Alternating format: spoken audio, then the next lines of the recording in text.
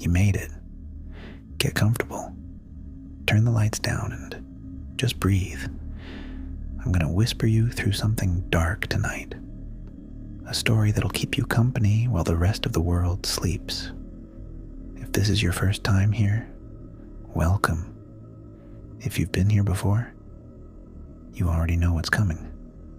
Settle in, and if you haven't already, subscribe, so YouTube keeps sending you nights like this one. Now, let's begin. I was 23 when I moved into the apartment on Velder Street and 24 when I left. And in the 11 months between those two dates, something happened that I spent 17 years trying to find the right words for. 4th floor of a 6-story building, 1 bedroom, small kitchen, a window facing the street. Affordable because the elevator worked only occasionally, and the landlord, a tired man I met exactly twice, had given up on anything that wasn't structurally essential. The apartment directly across the hall from mine was 4B. I noticed it my first morning because of the smell. Not a bad smell. Something specific and hard to name. Something that reminded me of old churches and cold stone and rooms that hadn't had fresh air move through them in a very long time. It came from under the door of 4B every time I stepped into the hallway. Faint. Consistent. I assumed a strange neighbor. Strange neighbors exist everywhere. I let it go. For the first 3 weeks, I had no evidence that anyone lived in 4B at all. No sounds from inside. No one coming or going. The smell under the door was the only sign of any presence. Then one night, a Tuesday, past midnight, I'd been up working. I heard the door to 4B open. Footsteps in the hallway. The elevator. Then silence. So someone does live there. That's all I thought. I went to bed. The following Tuesday, just past midnight, the same thing. Door opening. Footsteps. Elevator down. An hour later, footsteps back. Elevator up. Door closing. And the Tuesday after that. And the one after that. By the 6th week, I was paying attention without meaning to. Tuesdays, always between midnight and 1. Door opens. Footsteps to the elevator. Elevator down. An hour later, back. A neighbor with a very specific weekly schedule. Nothing alarming about that. What became alarming was something I noticed in the 7th week when I was awake and listening, without quite admitting to myself that I was listening. The footsteps coming back were heavier than the footsteps leaving. Not slightly. Noticeably. The same floor, the same path from elevator to door, and the returning footsteps carried a weight that made no sense. It was the difference between someone who had left empty-handed and returned carrying something that had real mass to it. Something significant. Every Tuesday. For months. I knocked on the door of 4B on a Wednesday afternoon in February. Daylight. I'd just come home from work and I knocked before my hesitation could catch up with me. Nothing for a long moment. Then the smell intensified. Still from under the door, but stronger suddenly, filling the hallway. That cold stone, old church smell. And with it, something underneath it that I hadn't noticed before or hadn't been close enough to notice. Something that I can only describe as the smell of a place where something stays. Something that has been in one enclosed space for so long that the space has taken on its nature entirely. Then a sound from inside. Not footsteps toward the door. Something else. A slow movement, a shifting of weight, the sound of something repositioning itself inside that apartment in response to the knock. Then silence. I stood at the door for another minute. Then I went back to my apartment and locked my door and stood in my kitchen, and told myself it was a reclusive neighbor who didn't want visitors, and that was completely within their rights, and I would not be knocking again. March. The Tuesday visits continued. April. The same. I had stopped sleeping well. Not dramatically. I functioned. I worked. I had a life.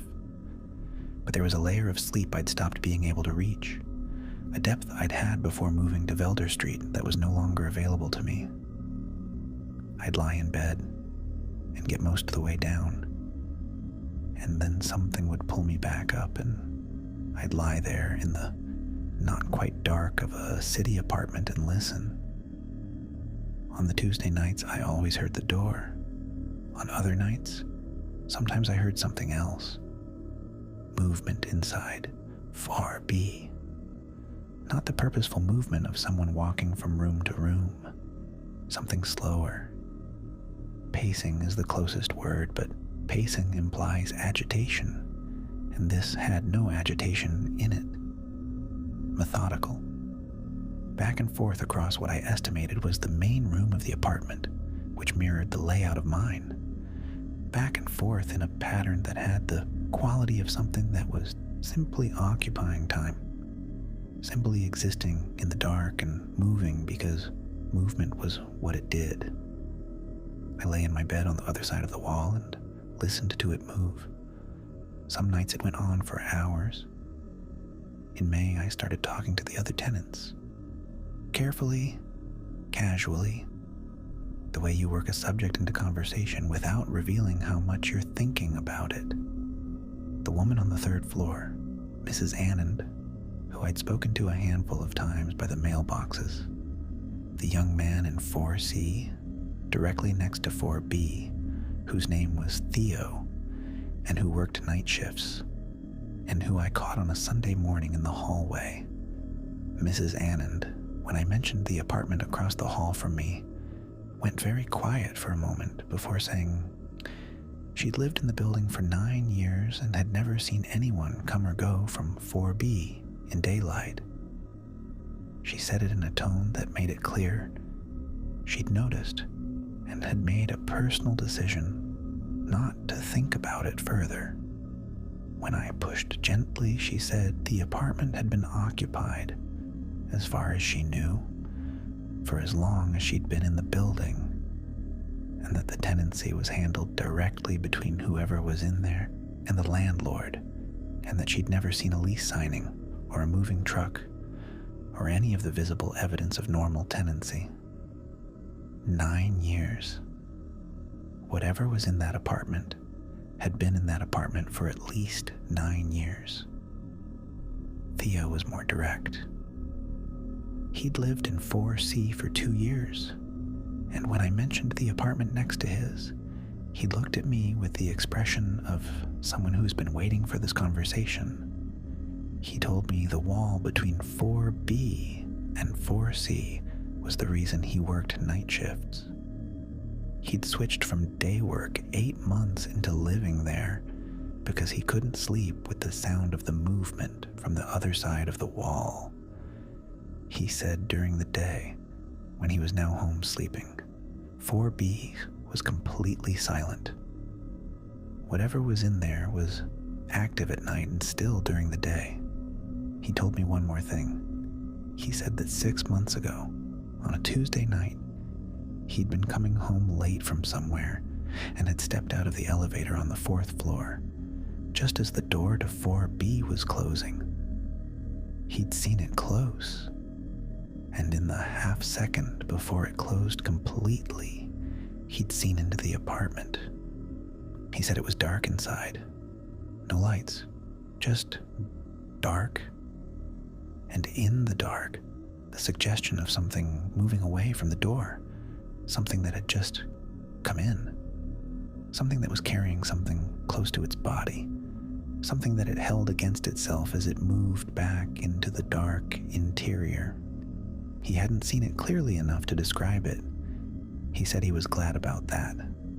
I went to the landlord in June. Mr. Osei received me in his ground floor office with the particular wariness of a man who suspects he's about to be presented with a problem he doesn't want. I told him I had concerns about the tenant in 4B. I told him I'd been in the building 8 months and had never seen this person in daylight, and that the other long-term tenants hadn't either. I told him about the Tuesday nights. He listened to all of it, and then he was quiet for a long time. Then he told me that the tenant in 4B had been there for 19 years, that the rent was paid in cash, dropped through his mail slot on the first of every month, never late, that he had, early in the tenancy, attempted a routine inspection, and that the tenant had been within their rights to refuse entry, and had done so, calmly and without hostility, through the closed door. He had not attempted another inspection. I asked him if he'd ever seen the tenant. He said once, when they moved in, 19 years ago. He said it was a man, or had the appearance of a man, middle-aged, unremarkable looking. He said the man had shaken his hand and paid the deposit in cash and moved in with very little. 1 bag, he remembered. 1 bag for an apartment he'd live in for 19 years. I asked if the man had given a name. Mr. Osei opened his desk drawer and looked at a file and told me the name on the lease. I won't tell you that name. Not because I don't remember it. I remember it exactly. But because I've Googled it over the years and found nothing, and I think some names are better left as sounds that only the people who need to know them carry around. I asked Mr. Osei one more question. I asked whether, in 19 years, he had ever seen the tenant leave the building. Mr. Osei closed the file. He said he'd seen him arrive. He hadn't seen him leave. I want to tell you about the last Tuesday in July. I'd been in the building 9 months, and I had made the decision to move out at the end of my lease in October. And I was in the process of quietly accepting that I had lived for 9 months across from something I didn't understand, and had managed, and would continue to manage until I left. And then it would be someone else's turn to manage it. Last Tuesday, in July, midnight, the door to 4B opened. Footsteps to the elevator. I lay in bed and listened to the usual sequence and then lay in the dark, waiting for the return. An hour passed. The elevator. Footsteps from the elevator to 4B. Heavier, as always. The weight of something being carried. The footsteps stopped outside 4B. Then they didn't go in. They stopped in the hallway and stayed. Stopped. And I lay in my bed on the other side of my door, listening to the silence of something standing in the hallway outside my door. Outside 4B's door, or outside mine. In that hallway, the 2 doors face each other across about 2 meters of space, and I could not tell from inside my apartment which door the footsteps had stopped at. I lay completely still. The smell came under my door. Not faint the way it always was in the hallway. Strong. Filling my apartment suddenly, the way a smell fills a space when its source is very close to the opening. It's coming through. It was standing outside my door. I lay in my bed, and I did not breathe, and I stared at my ceiling. And the smell was everywhere in my apartment, and I could hear nothing from the hallway. No footsteps, no movement, just the silence of something standing on the other side of a door. For 20 minutes, I lay there. Then the smell faded. Footsteps, heavy, that weight, moving the 2 meters across the hallway. The door to 4B, opening and closing. I got up. I turned on every light in my apartment. I sat at the kitchen table until morning. I moved out in September, a month before my lease ended. I paid the extra month's rent, and I left, and I did not explain to Mr. Osei why I was leaving early.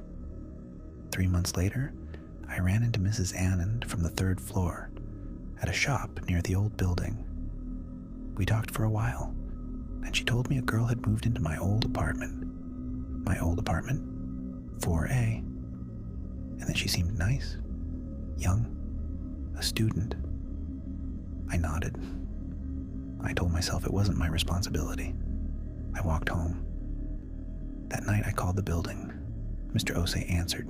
I told him he needed to tell the girl in 4A about the Tuesdays, about the smell, about not opening the door if the footsteps stopped outside it. He was quiet for a long time. Then he said he'd already told her not to open the door to the neighbor across the hall. I asked if she'd asked why. He said she had. I asked what he'd told her. He said he'd told her the neighbor kept unusual hours and valued privacy, and that she should simply treat the apartment as unoccupied. I said that wasn't enough. He said he knew. Neither of us spoke for a moment. Then he said, she'll find her own way to manage it. The way you did, the way Mrs. Anand did, they all do. I asked how many tenants had been in 4A in 19 years. He said he'd have to check his records. I said, please check. He checked. 11 tenants. 11 people in 4A in 19 years. Average stay, just under a year. Every single one of them had left before their lease ended. I'm 41 now. I live in a house. Ground floor. No shared walls. No hallways that carry sounds from other people's lives through the night. I've thought about whoever is in 4B now. 19 years become 36 years. The rent still arriving on the 1st of every month through the mail slot. The apartment still dark in the daylight hours. The Tuesday nights still happening. And I've thought about the something it carries back with it. The weight of it. The thing held close in the dark interior as the door closes. I've thought about that for 17 years. I've never arrived at an answer I can live with, so I live without the answer. I keep my door locked. I pay attention to smells. And I never, not once since Velder Street, have I lived somewhere with a hallway that I share with a door that stays closed. Some distances are worth paying rent to